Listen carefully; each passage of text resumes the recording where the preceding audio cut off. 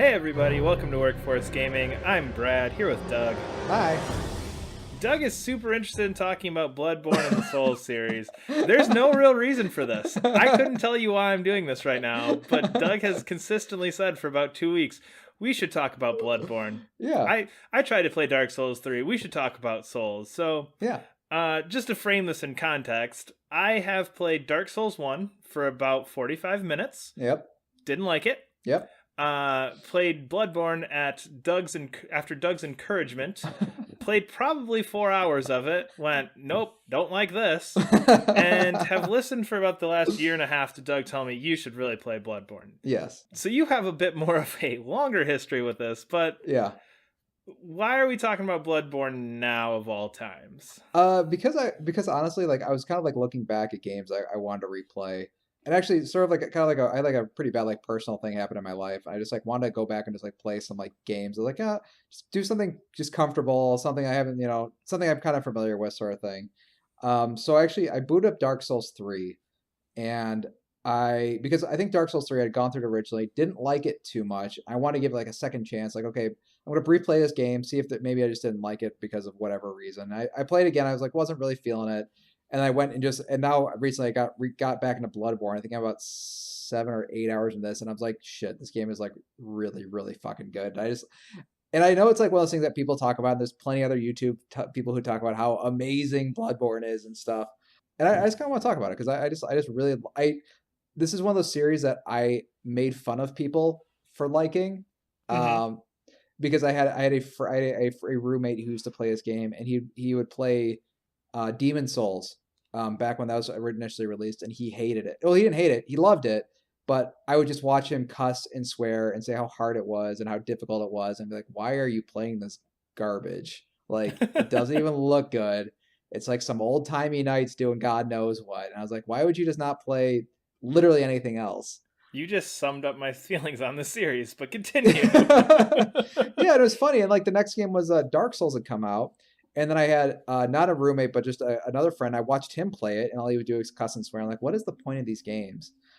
And so one time I was out of work for a while. It was after I graduated, and I was like, you know what? I'm just gonna give this game a chance. And I got it from my local library, and I was like, okay, I'm gonna give this a real chance. And I played it, and I played 3 hours of it. Thought it was shit because it was too hard. It didn't make any sense. Everything was obtuse. And then I just went online. And I was like, I think it was like I commented on like some forum, but I was like, guys, this game sucks. Like, what am I missing? Like, I've played 3 hours of this game. Like, yeah, you need to play 4 hours of that game. I was like, all right. What you're missing is you haven't hated it enough yet. Yeah, and this was before everybody's like, you got to get good. I think that's the thing that really sucks about the series now is the fan base, or like if anybody's having any issues with it, like just get better at it. It's like that's not. You It's just need not to learn. helpful. It's not helpful. No, and you just need to learn how to play the game. And to learn to play the game like took me another 5 hours. Took me another like 2 hours. And once I learned the game and like started playing, it's like, oh, the difficulty of this game is the least interesting aspect of this game. The interesting aspect of this game is exploring. The interesting aspect of this game is having enemies who look scary and are scary because they do a lot of damage. Like when you fight a terrible looking monstrosity, I just like that it fights in a way that you would expect to fight. The fight is as difficult as you'd expect in real life to fight a thing that this massive or this fast or this terrifying with a sword. And I think it's one of the first games that got like a weird amount of realism correct in making enemies in games seem scary and also be scary from a gameplay perspective. Because I think I've played too many games where they have a very scary monster and it's not actually scary because it really only goes down 1 or 2 hits, and if you hit its weak points, then you're fine. Yeah. Well, this one, the enemies never get easier, you get better. So the only thing that's making this thing less scarier is now that you have some sort of intuition of how to fight it, which I really, really like about the game. I'm surprised like as much as I say I like these games, that you really like Castlevania, Yeah. which I can't stand, and I see them in like the exact same sort of Well, I think we talked realm. about this once. I don't think it was on here, but I Probably think not. we were Yeah. talking about how the difference is 2D versus 3D, where Yeah. I think you grew up really with like your main thing growing up was like the PlayStation, the PS1, Yeah. Yeah. and those three-dimensional graphics and walking around in 3D. Whereas like when I first started playing games as a kid, it was more the Super Nintendo, the Sega Yeah. Genesis, and I had that background in 2D games, so it's like, oh yeah, 2D games are hard. Those, like, I remember being a kid, I used to suck at these games, like, Yeah. so you're willing to put that effort in. Whereas starting out in 3D games and Yeah. going and like, okay, like I don't know, there's just something weird, like, but Castlevania just interests me more. I don't know why, because again, I've Yeah. played Dark Souls, I've played Bloodborne, and just I don't know why. It's just like for some reason I could sit down and I can play Castlevania, and even Castlevania I get pissed off at, and I've only beaten a handful of them Yeah. out of the like thousands or however many Yeah. Castlevania games there are. But there's just something always more entertaining about it to me. And I think in those it's always the RPG element that kind of kicks it over the top of like you can get better stuff and you can Yeah. like get these better things to help you do this.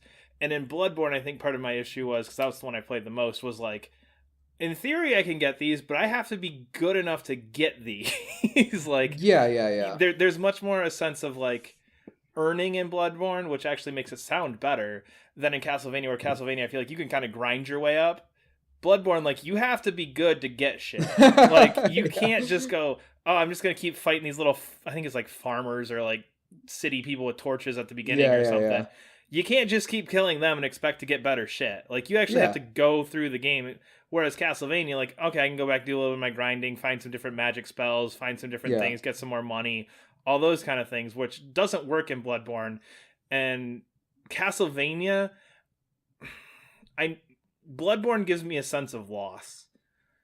When I Yeah. die and my shit's just sitting out there and I can't get back to it, but Yeah. I know Yeah. it's there, that drives me crazy. Whereas Castlevania, it's like, you died. You need to start over now. It's like, okay, I did just lose some stuff, but should have gone to a save room. My bad. Well, I mean, that's funny because I was gonna say it's like, well, in Bloodborne, it's like, well, you just said what you need to do. Like, you should have gone back to But you go back there and then you just get killed again and now that stuff's gone permanently.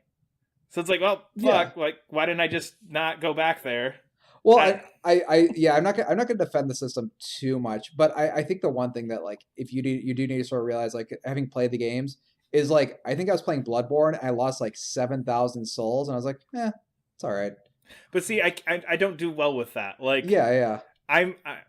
If I made my numbers go up, my numbers need to stay up. You know I was talking yeah. about you with this with Xenoblade. We just did a review for Xenoblade, Yeah, yeah. and I got really beyond pissed and like put it down for a day and a half because I accidentally left my Switch on and my time counter was like at the like 120 hours at my like, and I'd only played for like 30, Yeah. and like I just set it down. I was like, this is stupid. I hate this. Every time I look at my timestamp now, it's wrong. Like I should have less time than that, and I think it's the same thing there where it's Yeah. like, but.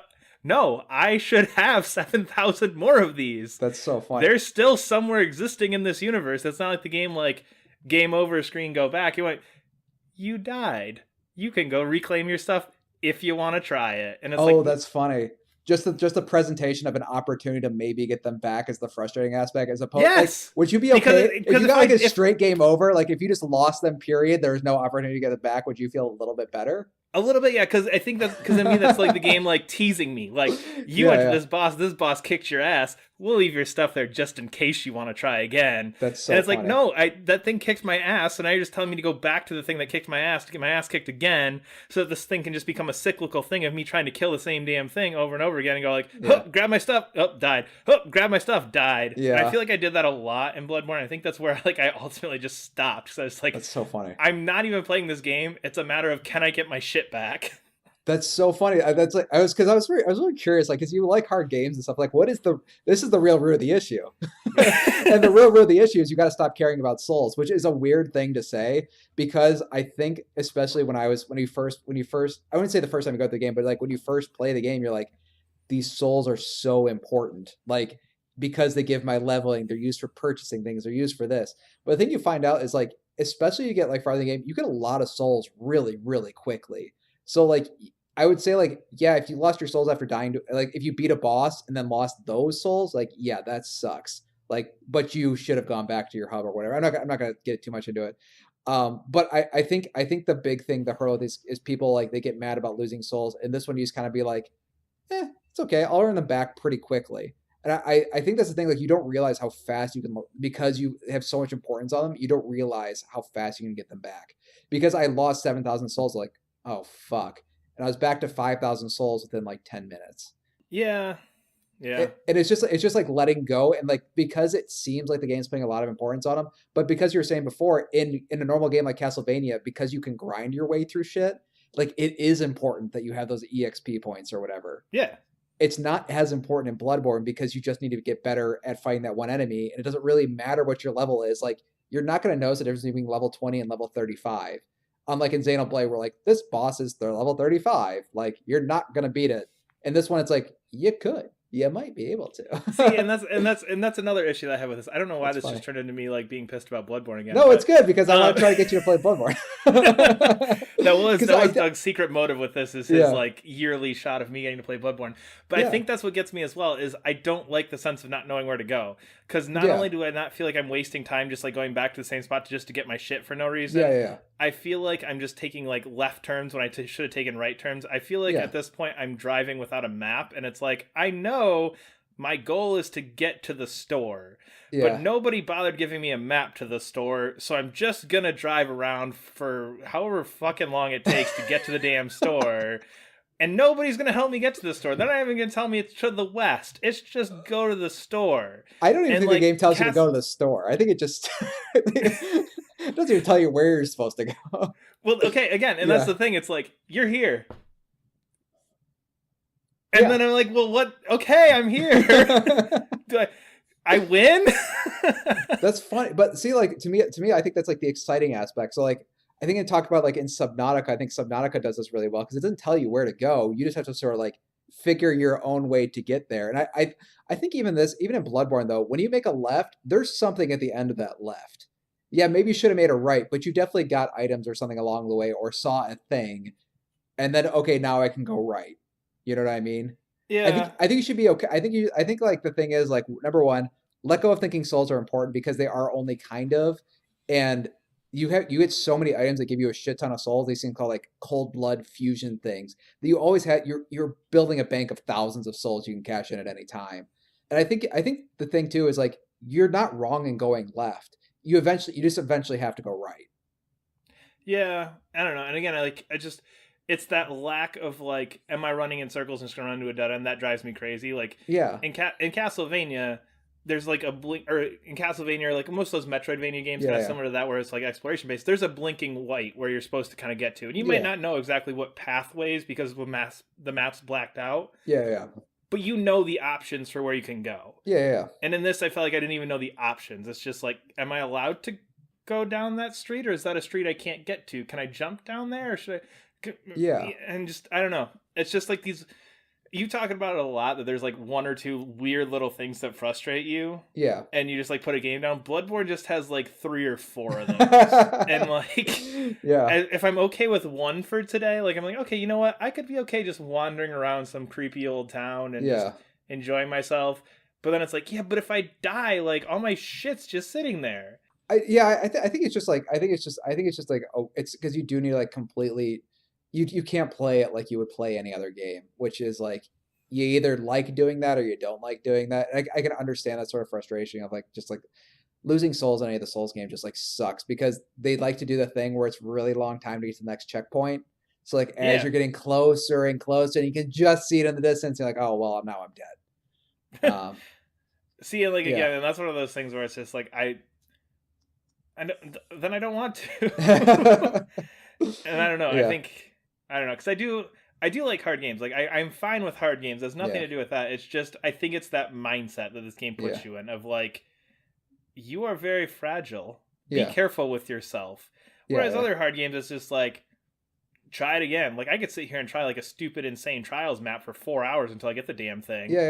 But like the game's like, no, you can do this. Like it's just go do it. Whereas this, it's like, oh, you better don't be careful up there. There's something up. Did you see that? Oh, I hope you saw that because it's gonna kill you. And it's just like you lose that. It takes me out of that sense of like, I'm playing a video game. I can just have fun. I can just give this a shot. Because sounds like, oh well, be careful.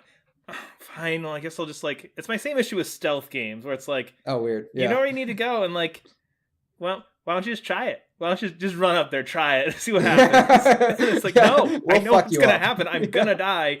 Yell and go back to the beginning. And And it's that same feeling where it's just like, oh yeah, there's the checkpoint. Bet there's nothing in between you and that. You know, it's kind of funny though. I think because you're given like the well-defined levels, that's what you like. And I think in this one, you need to find whatever that thing is. You need to. I can actually see what you're saying because like I think Trials is actually a good example because Trials I find that fun but also equally frustrating, probably more frustrating than Bloodborne, is because like you know that you can just get through this level and then you're done, and then like in Bloodborne like you need to find the thing you need to you're not even sure like what your goal is, and then Yeah. once you find your goal, and then that's when I think you can get in that cycle. But to me is like you don't really know what you're doing until you find the boss. It's like, okay, my current goal is to beat this boss. Yeah. But if you don't enjoy the aspect of the I need to find the boss aspect, I think that maybe you probably would never end up having a good time. But I don't know. I just like I don't know. I just like the fact that like I think people concentrate too much on the difficulty of this game, and I like just everything else about it. I like that the enemies will stay dangerous. I like that there's so many mechanics that they're not working against you, but you need to play their game, sort of thing. I don't know how else to convince you to play this game. I think the frustrations you're having you could maybe overcome, but I think you're just give it one more shot. That's all I Because I'm on my third playthrough of this game. I beat it once, accidentally. I beat it the second time when I got the DLC. Never finished the DLC, and the third time I was just like, I just want to play this game again, and it's still just as good. I'll go back and play that when you play like 2 seasons in a franchise mode of Madden. I could just go get a Madden copy. Okay, here. If I finish a season of Madden, that would be funny. That would be so funny. Oh my god. If I finish a season of Madden, I'm just gonna go buy Madden 15 for like 2 cents at GameStop. Will you give Bloodborne another shot? But you gotta start from the beginning. You can't because I know what you're gonna do. You're gonna turn on and be like, where the fuck am I? And then turn off immediately. That's a question. If I beat a season, give me a season of Madden. I don't think you realize how long a season of Madden is. I don't know. Is it like an hour, 2, 3? I don't know. Probably 5 to 10. Oh fuck, man. No, probably closer to 10 because if you do 16 games, 5-minute quarters, yeah, probably closer to 10 or 15. I will put in as many hours into Madden as that you promised to put into Bloodborne, and then we have a Madden Bloodborne podcast. That actually, I would be very curious just to hear your thoughts on Madden because I know you've only played it like once or twice. Yeah, it's so complicated. It's so complicated to me. But that's the point. Once you get over the complicated part and you see what you're supposed to do, I think Bloodborne has a less of a difficulty curve than Madden does, for sure. For sure, it does. Anyway, anything else you'd like to talk about with Bloodborne here? Yeah, no, I like that series a lot. And I think the more important thing is that at the end of the day, I think if you've played Souls before and you just don't like Souls, I think the most important aspect of the game is like the difficulty is the stuff that's advertised. It's the stuff people talk about, but it is like the least interesting and least important part of that game. I don't know if that came clear at all because most of this argument was just about you losing Souls and not liking that. My personal issues aside. Yeah. It's a freaking good game. I think more people should talk about it, says the millions of YouTubes out there. I was gonna say, I think the game gets plenty of exposure. Yeah, I think it gets exposure for the wrong reasons though. That was my thesis going into this. I just turned to argument with Brad, and I'm pretty sure that wasn't come clear. So look forward to Doug talks about enemy design in Bloodborne in the near future. I'm just kidding. So our recurring weekly series, Doug talks about Bloodborne. And Brad says, I don't want to play this. Yep. All right, well, we have much less weird and rambly videos out there, so if you're interested in that, you can follow us at Workforce Gaming, subscribe to us on YouTube, and we will see you later.